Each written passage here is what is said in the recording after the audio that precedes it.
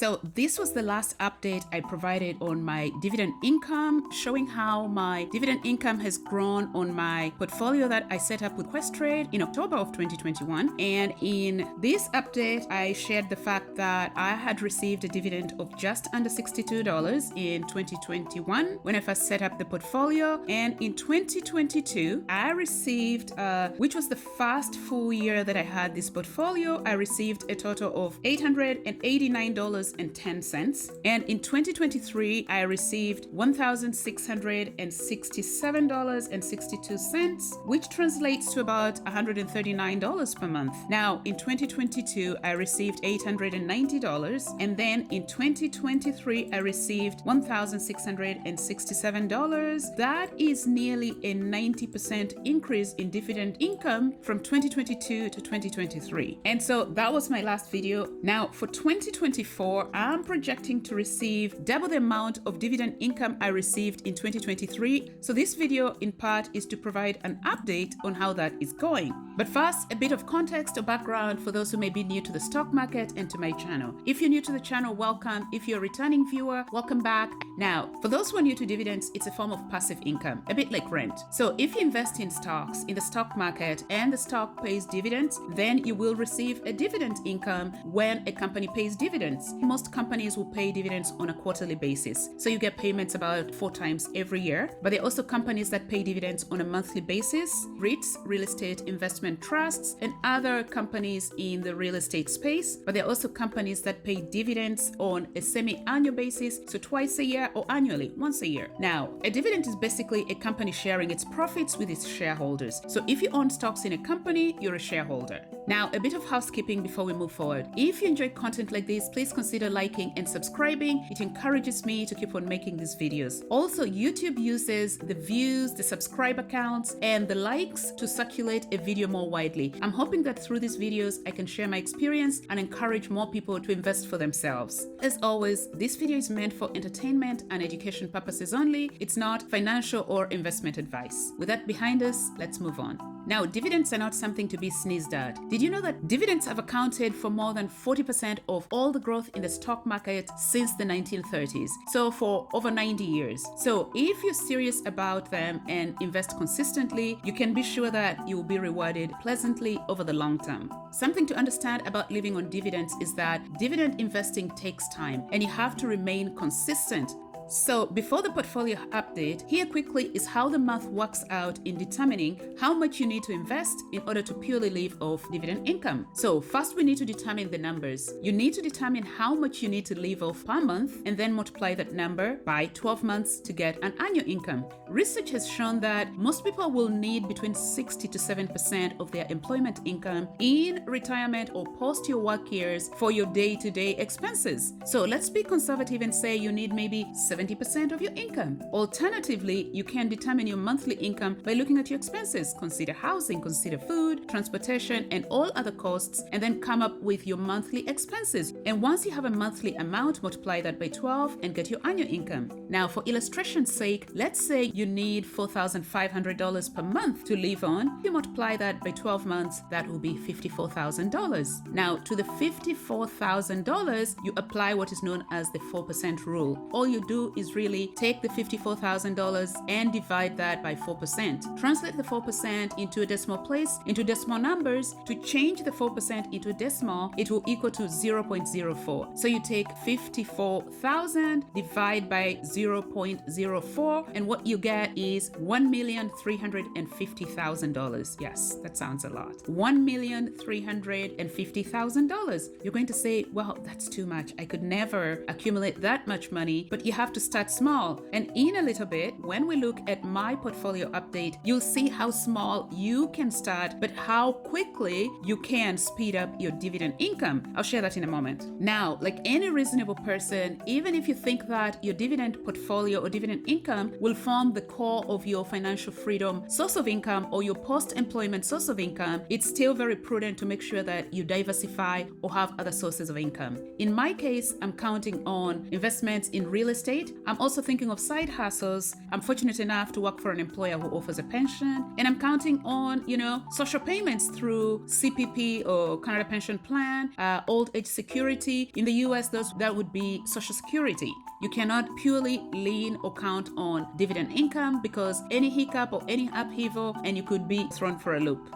Now to my portfolio, most of my stocks are blue chip stocks from large stable companies, and I currently have 14 stocks in total. Most of them are dividend paying stocks, but I also hold 3 that are largely growth stocks. So here we go. So I downloaded this activity summary from my brokerage account on Questrade, and as you'll see, it's filtered largely by dividends because that's what I'm providing an update on, and I run a report for the last 2 years for 2023 and 2024. This is what I have on here. Here is the date of the transaction, the date on which I would have been paid the dividend right here. And that just tells you the action, it's dividends. Then I have column C that says ticker. That's the code by which a stock trades on the stock market. For instance, for Coca-Cola, the company, the ticker symbol is KO. For Alphabet, Google class C, ticker symbol is GOOG. For Apple, ticker symbol is AAPL. Royal Bank of Canada, RY.TO, Bank of Montreal, Procter & Gamble. So like I said, I have a lot of blue chip stocks. The main Canadian banks and big stable companies like Apple, Visa, Procter & Gamble, Johnson & Johnson. That's my portfolio. So column D is description of the stock. Now, after my last update, I got a request from a few viewers to include the quantity of stocks I hold for which I am sharing the dividend income. So column E shows you the number of stocks I hold for each of the different stocks.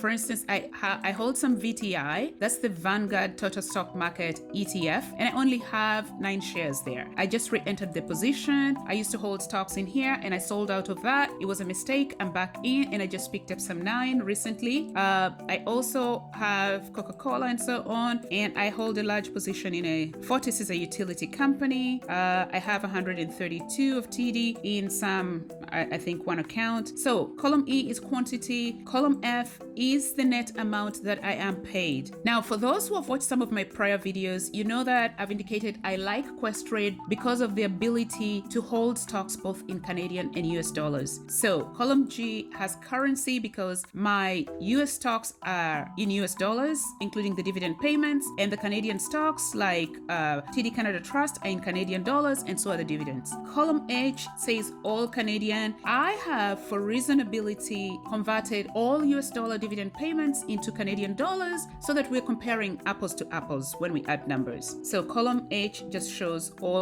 dividend income in Canadian dollars, and column J is just dividends. Now, I happen to have 3 different accounts on Questrade. I have an RRSP account. RRSPs are equivalent to the 401k. I also have a TFSA account. The TFSA is equivalent to the Roth IRA, and of course I have a margin account, and so that's a taxable account. So all the 3 accounts are here, and this is a summary of income on all 3 accounts. So as I shared at the beginning of the video, in 2023 I received a total of $1,667.62. That's 2023 dividend income. Quickly we'll look at how much dividend I have received on a monthly basis in 2024 so far. For January 2024, I received $226.48 from 3 stocks. TD 132 shares, that's in my RRSP. TD 25 stocks in my TFSA. And Altria is a US stock. This is a smokes company, cigarettes, don't judge me.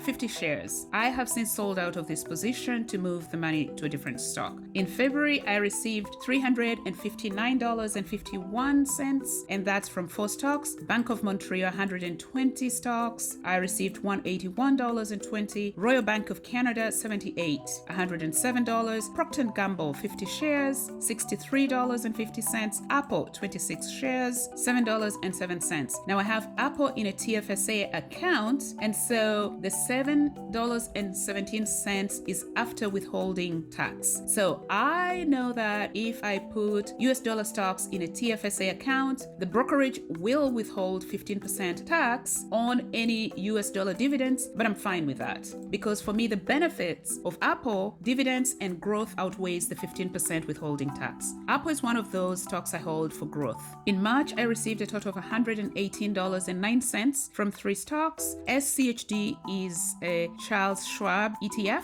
I have 45 shares, $37.13. Fortis is a utility company, 100 shares, and Enbridge is also utility. So $118.09. In February, I received $293.27 from 4 stocks. Again, TD, 130, that was April, that's Apple, 132 shares, $134.64. Altria Group, I still have these, 50 shares. TD and Coca-Cola, 102 shares, I received $66.78. In May of 2024, I received $364.25. Again, Bank of Montreal, 120 shares, I received $181. I think that's my largest single dividend income from any stock. $181.20. Royal Bank of Canada, 78 shares. Apple, 26. Again in the TFSA. Procter & Gamble, 67.95. So dividends must have gone up a little bit. That's May. In June, I received $212.49. I initially bought Alphabet, Google for,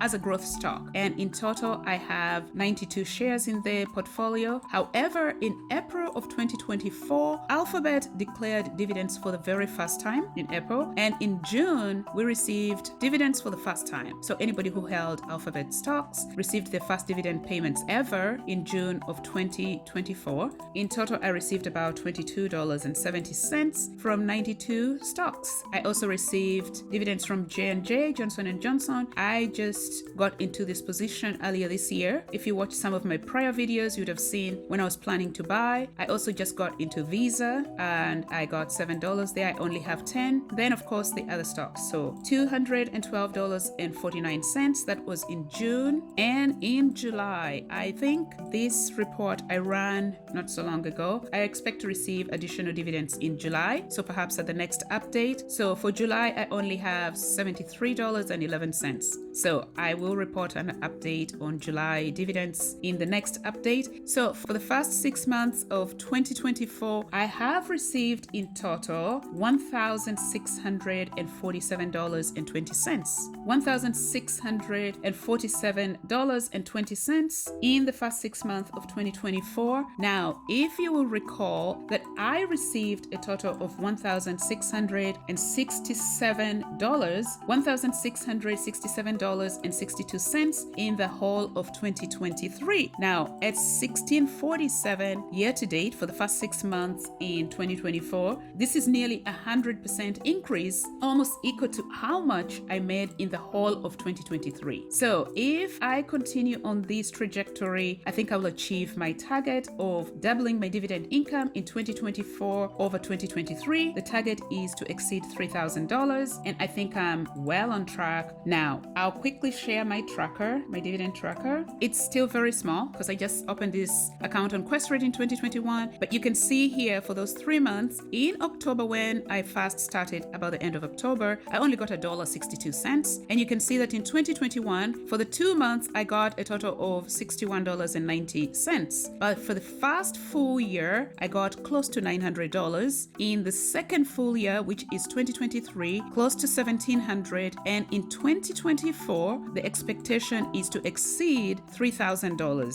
So as I mentioned earlier, if you are consistent and keep on contributing in the earlier years, as you contribute more, you will see your dividend income grow very fast. In my case, by about 90% every next year. I expect that as I continue to invest, I'll continue to double my dividend income in the next few years. That's the target anyway. Now, for some closing thoughts. Remember, dividend investing takes time plus consistency. But as time goes by and your portfolio grows, you'll see that your dividend income will continue to grow and compounding will set in and your portfolio will grow very fast to give you the kind of income you're looking for. Do not get discouraged in the beginning because dividends are very small and you're just getting a few dollars dollars here and there. That's where I started almost 3 years ago now. The second thing to consider when investing in dividend stocks is not to chase yield, but to also consider the potential for dividend growth in the future. And how you do this is to look at the payout ratio. Typically, companies with a low payout ratio have a potential for growing their dividend payments over the long term. And finally, remember, dividends are not guaranteed. So diversify your investments by investing in other areas like real estate or side hustles, because the board can discontinue dividend payments on any stock at any time or slash it down. And if your income is fully dependent on your dividend portfolio, you could end up compromised. So remember to diversify your investments. The other thing perhaps to consider is you could invest in ETFs, dividend paying ETFs, high yield dividend paying ETFs, because they're self-cleansing. The companies that put these ETFs together will pull out companies that are no longer meeting their criteria for high and stable dividend payments and replace them. Anyway, I hope you enjoyed this video and found it helpful. If you did, please consider liking and subscribing. Thank you for watching.